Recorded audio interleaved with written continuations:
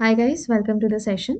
अभी के इस क्लास में हम संपित्रोदा कमेटी के बारे में जानेंगे, जिसको हम लोग नेशनल नॉलेज कमीशन भी बोलते हैं। याद रखना, अगर एग्जाम में संपित्रोदा कमेटी लिखा आए या फिर नेशनल नॉलेज कमीशन लिखा आए, हम दोनों में से सेम बातें कर रहे हैं। संपित्रोदा को ही हम नेशनल नॉलेज कमीशन बोलते हैं।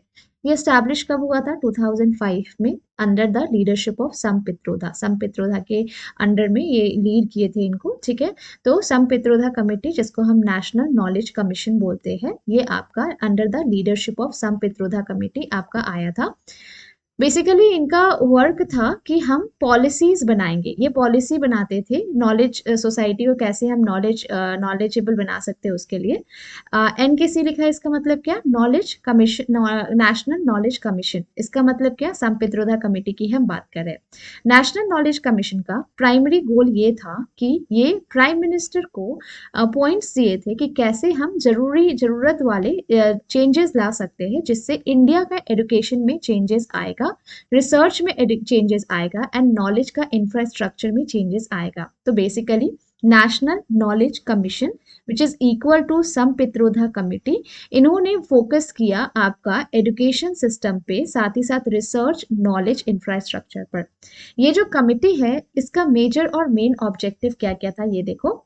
एक्सपैंडिंग हायर एजुकेशन, इन्होंने रिकमेंड किया कि हमें अब ना number of university and college को इंक्रीज करना होगा, क्योंकि हमारा जैसे कि डिमांड बढ़ते जा रहा है, एजुकेशन का डिमांड जैसे बढ़ रहा है, नॉलेज का, और जैसे डिमांड बढ़ रहा है सबको एजुकेशन का, तो वो हमें मीटअप करना होगा। साथ ही साथ अगर हम नंबर ऑफ यूनिवर्सिटी और कॉलेज इंक्रीज कर रहे हैं, तो हमें इम्प्रूव भी करना होगा एक्सेस टू क्वालिटी एजुकेशन। ये नहीं कि हम सिर्फ कॉलेज बनाते जा रहे हैं, यूनिवर्सिटी बनाने जा रहे हैं और क्वालिटी एजुकेशन एकदम पुअर है, ऐसा नहीं होना चाहिए, ठीक है। तो इनका मकसद था कि हमें एक्सपैंड करना है हायर एजुकेशन। कैसे एक्सपैंड करना है? यूनिवर्सिटी का नंबर्स बढ़ा करके, साथ ही साथ हमें क्वालिटी एजुकेशन प्रोवाइड करके। क्या? क्वालिटी एजुकेशन प्रोवाइड करके, इम्प्रूविंग क्वालिटी एंड इंफ्रास्ट्रक्चर। इनका ये भी बात था कि हमें टीचिंग स्टैंडर्ड को इम्प्रूव करना है। यहाँ क्या लिखा है? Access quality education. Quality education कब मिलेगा? जब हमारे पास टीचिंग स्टैंडर्ड अच्छा होगा, जो पढ़ा रहे हमें, जो नॉलेज हमें देने वाले हैं, बेसिकली उनका स्टैंडर्ड नॉलेज देने का अच्छा होगा। मॉडर्नाइजिंग इंफ्रास्ट्रक्चर एंड इन्हांस करना curriculum in higher education. Fostering research and innovation, emphasise करना importance of research and development पे, ठीक है। जैसे कि यहाँ पे भी हमने ऑलरेडी पढ़ा कि रिसर्च पर भी इन्होंने फोकस किया, तो रिसर्च एंड इनोवेशन पर फोकस किया, रिसर्च एंड डेवलपमेंट पर, एंड रिकमेंड किया कि कैसे हम इनोवेशंस कर सकते हैं एकेडमिक एंड रिसर्च इंस्टीट्यूशन में। Enhancing libraries and digital access, यहाँ क्या लिखा है? नॉलेज इंफ्रास्ट्रक्चर को इन्होंने अच्छा करने का बात किया। तो इन्होंने कुछ सजेशंस दिए जिससे हमें ये पता लगता है कि लाइब्रेरी फैसिलिटीज को इम्प्रूव करने की बात की गई थी, डिजिटल एक्सेस को बढ़ाने की बात की गई थी, एंड नॉलेज रिसोर्सेज को बढ़ाने की बात की गई थी। साथ ही साथ एजुकेशन मटेरियल को डिजिटाइजेशन, मतलब डिजिटल करने की बात की गई थी, ऑनलाइन करने की बात की गई थी। Skill development and vocational training, highlighting the need of skill की जरूरत पड़ती है, क्योंकि स्किल से ही हमारा क्या होता है, जॉब वगैरह होता है। हमारे अंदर क्या स्किल्स है उसके रिगार्डिंग ट्रेनिंग देना। रिक्वायर्ड पड़े तो कुछ वोकेशनल कोर्स भी कराना, जिससे हमारी फर्दर एम्प्लॉयमेंट नीड भी पूरा हो सके एंड हम इकोनॉमिक का रिक्वायरमेंट को फुलफिल कर सके। स्किल डेवलपमेंट, जैसे कि मैंने आपको एक क्लास में एग्जांपल दिया था, आप जा रहे हो क्या कॉलर, टेलीकॉलर का जॉब करने, तो आप में क्या स्किल होना चाहिए? आप में कम्युनिकेशन का स्किल होना चाहिए। आप अपने टीम को लीड करने वाले हो, तो आप में क्या स्किल होना चाहिए? आप में लीडरशिप का स्किल होना चाहिए। आप एक मैनेजर हो, मैनेजर के अंदर क्या स्किल होना चाहिए? मैनेजर जो है मोटिवेट करने वाला होना चाहिए, प्रॉब्लम सॉल्विंग वाला होना चाहिए, आपको जब जब प्रॉब्लम लगे वो सॉल्व कर सके। तो ये सब क्या है? ये उस मैनेजर के अंदर का स्किल्स की बात कर रहे हैं।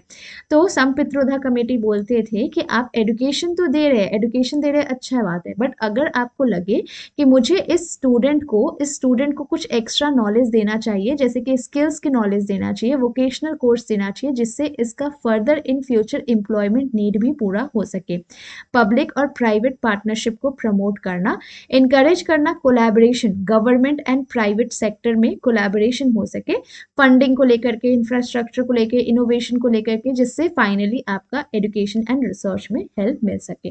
तो इन शॉर्ट आप देख सकते हो कि ये जो रिकमेंडेशन थे नेशनल नॉलेज कमीशन का, ये आपका basically bringing a sharper focus on creating robust knowledge economy in world, ये सारे रिफॉर्म्स जो लाए गए थे ये आपका स्किल, नॉलेज और वर्क फोर्स, ये सबको बढ़ाने के लिए इन फ्यूचर ये सबको देखते हुए लाया गया था। तो इन शॉर्ट हम बोल सकते हैं सम पित्रोदा कमेटी, जिसको हम लोग नेशनल नॉलेज कमीशन बोलते हैं, जो कि 2005 में आया है, ये हायर एजुकेशन को बढ़ाने की बात, मतलब नंबर ऑफ यूनिवर्सिटी को बढ़ाना, साथ ही साथ आपका क्वालिटी एजुकेशन देना, क्वालिटी एंड इंफ्रास्ट्रक्चर को अच्छा करना, रिसर्च एंड इनोवेशन पे वर्क करना, लाइब्रेरी एंड डिजिटल एक्सेस, आपका जो क्वालिटी है एजुकेशन उसके लिए आपको लाइब्रेरी भी प्रोवाइड करना चाहिए, सो दैट स्टूडेंट जो ज़्यादा नॉलेज लेना चाहते हैं, पढ़ना चाहते हैं, वो लाइब्रेरी में आकर के पढ़ सके। एंड अगर पढ़े तो जरूरत पड़े तो डिजिटल कर दो सबको, सो दैट स्टूडेंट जो है डिजिटल अपने पास से भी पढ़ सके।